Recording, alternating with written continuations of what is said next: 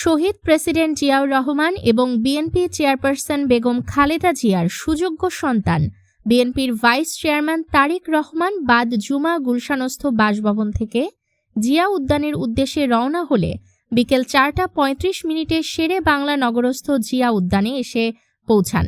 শহীদ president Ziaur রহমানের মাজার জিয়ারত করে জাতীয় স্মৃতিসৌধের উদ্দেশ্যে রওনা করেন 30 মিনিটের মধ্যেই। এ সময় সফরসঙ্গী হিসেবে তার সঙ্গে ছিলেন বিএনপির মহাসচিব মির্জা ফখরুল ইসলাম আলমগীর, যুগ্ম মহাসচিব অ্যাডভোকেট রুহুল কবির রিজভী, বিএনপির স্থায়ী কমিটির সদস্য সালাউদ্দিন আহমেদ, তারেক রহমানের উপদেষ্টা মাহাদি আমিন, আব্দুস সালাম সহ শতাধিক এমপি প্রার্থী ও নেতাকর্মীরা। এ সময় গুলশান থেকে শেরে বাংলা নগর জিয়া উদ্যান পর্যন্ত রাস্তার দুপাশে জনস্রোতে পরিণত হয়।